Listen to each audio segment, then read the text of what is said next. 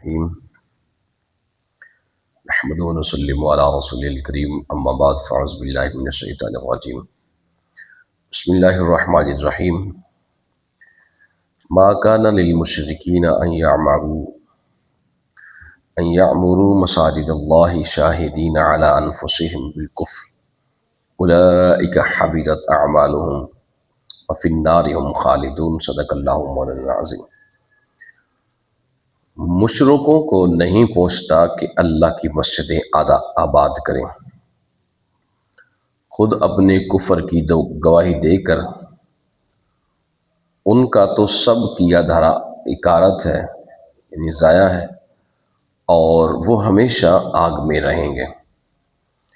اس سے ماقبل آیت بینات کے اندر دیکھیے جہاں پر اللہ رب العالمین جل جلالہ کا فرمان تھا کہ جو غیر مسلم ہے، جو مشرک ہیں، جو اللہ کے علاوہ کسی کی پوجا کرنے والے ہیں، ان کو دوست نہ بنایا جائے۔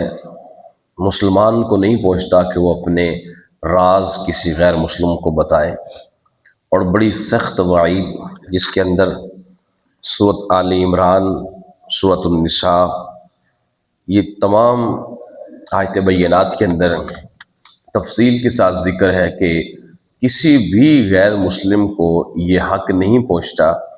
اللہ کے حکم کے اندر منع کر دیا گیا ہے کہ وہ کسی غیر مسلم کو اپنا رازدار بنائے۔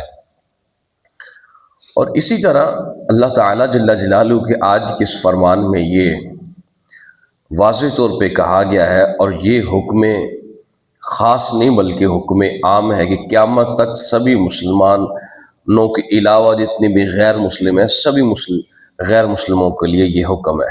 خاص حکم یہ ہو کہ اس وقت کے مشرکین جو مکہ کے تھے یہ تو پھر خاص ہو جائے گا، یا اس وقت کے جو کفار تھے ان کے لیے نہیں، بلکہ قیامت تک تمام جتنے بھی غیر مسلم ہیں، جتنے بھی کفار ہیں، سب کے لیے حکم ہے کہ اللہ فرماتا ہے کہ مشرکوں کو کوئی حق نہیں کہ وہ اللہ کی مسجد آباد کریں، حالانکہ کیوں کہ وہ خود اللہ تعالیٰ جل جلالہ کی وحدانیت کو نہیں مانتے، لیکن پھر یہ کیسے ہو سکتا ہے کہ اس اللہ کی مسجدوں کو بھی آباد کریں؟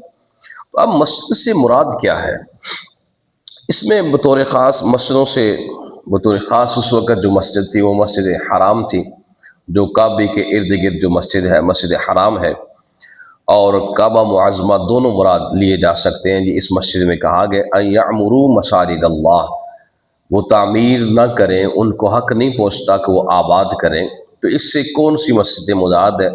تو بعض مفسرین نے فرمایا کہ بطور خاص اس میں مسجد حرام شامل ہے، اور یہاں پر ان یعمروا مساجد اللہ، مسجد اللہ نہیں کہا، مسجد کی جمع کا صیغہ استعمال کیا گیا ہے کہ وہ تمام کا قبلہ اور امام جو ہے وہ خانہ کعبہ ہے، تو لہٰذا جمع کا صیغہ استعمال کیا گیا ہے۔ اور تمام یہ بھی کہا گیا کہ اگر اس کا صیغہ جمع کا استعمال کیا گیا ہے تو دوسری ریزن یہ ہے کہ ادب کا تقاضا کرتے ہوئے، کیونکہ وہ مسجد حرام تمام مسجدوں کی قبلہ بھی ہے، اور تمام اس کو اگر کوئی آباد کرنے والا ہے گویا کہ یوں ہے وہ تمام مسجدوں کو آباد کرنے والا ہے۔ اور اسی طرح یہ مراد بھی ہے کہ اس صیغہ سے مراد یہ کہ جن سے مسجد مراد ہو، جن سے مسجد سے مراد یہ ہے کہ اب جو بھی مسجدیں اس میں شامل ہوں گی قیامت تک آنے والی ہر مسجد کے لیے یہ حکم ہے۔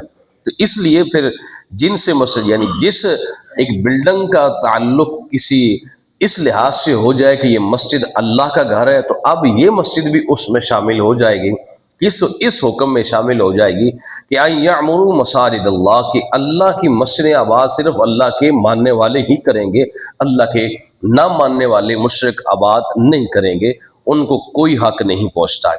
اب اس کا یہ تمام جتنے بھی مساجد قیامت تک ہے وہ سارا مساجد کا بھی ذکر اس میں موجود ہے، لہذا جمع کا صیغہ استعمال کیا گیا ہے۔ شان نزول اس آیت بینات کا کچھ اس طرح ہے کہ جس وقت بدر کی لڑائی ہوئی تو بدر کی لڑائی کے اندر بہت سے کفار اور بہت سے سردار جو کفار کی طرف سے تھے وہ قید ہو گئے، وہ گرفتار ہو گئے۔ تو اس میں بالخصوص سرکار دو عالم صلی اللہ علیہ وسلم کے چچا حضرت عباس رضی اللہ تعالیٰ عنہ جو گرفتار ہونے والوں میں سے یہ حضرت عباس رضی اللہ تعالیٰ عنہ بھی گرفتار ہو گئے. تو جب یہ اس وقت ابھی انہوں نے کلمہ نہیں پڑھا تھا، لیکن مکی کی طرف کی کیوں سردار تھے تو سرداروں کا بھی اس میں یہ شامل تھے، تو ان کو بھی گرفتار کیا گیا.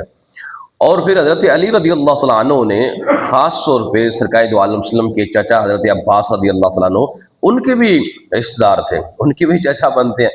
تو کہنے لگے کہ بہت یعنی سخت لفظ استعمال کیا حضرت علی رضی اللہ تعالیٰ عنہ نے حضرت عباس رضی اللہ تعالیٰ عنہ نے، کہا کہ آپ بہت سست ہے، بہت سخت سست کہا. تو اس پہ حضرت عباس رضی اللہ تعالیٰ عنہ کہنے لگے آپ تو ہر وقت ہماری برائیاں بیان کرتے رہتے ہو، کہ اچھائیاں بھی بیان کرو. تو اس پہ حضرت علی مرتضیٰ رضی اللہ تعالیٰ عنہ نے فرمایا کہ اچھائیاں کون سی ہیں، برائیاں تو ہیں.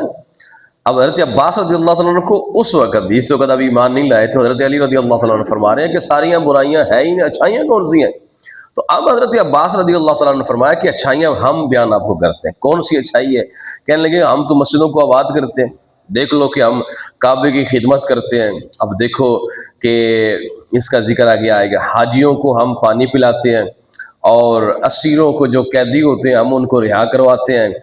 اور تو پھر اس پہ یہ آیت بینات نازل ہوئی. یعنی اب یہ حضرت عباس رضی اللہ تعالیٰ عنہ ایمان لانے سے پہلے بدر کے میدان میں جب ان کو گرفتار کیا گیا، باقی لوگوں کو بھی یہ بھی گرفتار تھے، تو اس پہ پھر حضرت علی رضی اللہ تعالیٰ عنہ نے بڑا سخت ان کے بارے میں کچھ الفاظ کا ذکر کیا. تو جس پہ حضرت مولا علی مشکل کشا رضی اللہ تعالیٰ عنہ کو آگے انہوں نے جواب دیا آپ تو ہر وقت ہماری برائیاں ہی بیان کرتے رہتے ہیں، اچھائیاں بھی بیان کرو. اب اچھائیاں جو ہے وہ حضرت عباس رضی اللہ تعالیٰ عنہ ابھی ایمان نہیں لائے، تو اس وقت انہوں نے بیان کی تھی کہ علی دیکھو رضی اللہ تعالیٰ عنہ ہم تو مسجدوں کو بھی آباد کرتے ہیں. یعنی اس وقت مراد مسجد حرام تھی، مسجد حرام اس میں جتنے بھی نمازی نماز پڑھنے کے لیے آتے ہیں، جتنے عمرہ کرنے کے لیے بھی آتے ہیں، جتنے حج کرنے کے لیے آتے ہیں، تو مکہ کے لوگ اگرچہ اس وقت غیر مسلم جتنے بھی تھے وہ یہ کام کیا کرتے تھے کہ وہ ان کو پانی پلاتے تھے، اگر کوئی اس طرح کا خدمت خلق وہ اس وقت کرتے تھے. تو حالت جہلیت کے اندر حضرت عباس رضی اللہ تعالیٰ عنہ نے یہ ساری اپنے اچھائیاں گنوائیاں. جب اچھائیاں گنوائیاں تو اس پہ اللہ تعالیٰ جل جلالہ کی یہ آیت نازل ہو گئی. کون سی آیت؟ ما کان للمشرکین ان یعمروا مساجد اللہ، کہ مسجدوں کو کافروں کا کوئی حق نہیں کہ وہ اللہ کی مسجدوں کو آباد کرے. کیونکہ یہ جب یہ انکار کر رہے ہیں کفر کے اوپر، یعنی انکار کر رہے ہیں اللہ کی وحدانیت کو، تو پھر اس کی عبادت کرتے نہیں ہیں، اس کو مانتے نہیں ہیں، تو پھر اس کی عبادت کی جگہ کو کیوں آباد کرتے ہیں؟ تو ان کو کوئی حق نہیں ہے. قیامت تک کے لیے کہا گیا ہے کہ اللہ کی مسجدیں صرف اور صرف اگر آباد کریں گے تو وہ مسلمان ہی کریں گے، اور اگر صرف اور صرف آباد کریں گے، اس کا خیال رکھیں گے، ان کے متولی بنیں گے، ان کی تعمیر میں حصہ لیں گے، تو پھر صرف اور صرف مسلمان ہی لیں گے، اس کے علاوہ کسی کو اجازت نہیں ہے. اس میں یہ بھی کہا گیا کہ اس میں آباد کرنے سے مراد یہ ہے کہ اس کو تعمیر کرنا بھی ایک ہے، اور دوسرا یہ ہے کہ مسجد آباد کرنے سے اس میں داخل ہونا اور بیٹھنا بھی مراد ہے. جس طرح کہ نمازی مسجد میں نماز آ کے پڑھتے ہیں، تو یہ نماز پڑھنا بھی، مسجد کے اندر رونق لگانا بھی، یہ آبادی کے زمرے میں جاتا ہے. یہ بھی داخل ہوتے ہیں مسجد میں، اللہ کا گھر کے اندر ذکر کرنے کے لیے اللہ تبارک و تعالیٰ کی بارگاہ میں جھکتے ہیں. تو یہ ایک آباد کرنے کا ایک یہ بھی ذریعہ ہے. آباد پیسوں کے لحاظ سے بھی ہے، آباد یہاں پر بیٹھنا بھی ہے، نماز پڑھنا بھی ہے. اللہ تبارک و تعالیٰ ہمیں سبھی کو بار بار مسجدوں کے اندر آنا جانا توفیق عطا فرمائے، اور مسجد حرم کو بھی اللہ تبارک و تعالیٰ بار بار دیکھنے کی توفیق عطا فرمائے. آمین. وآخر دعوانا الحمدللہ.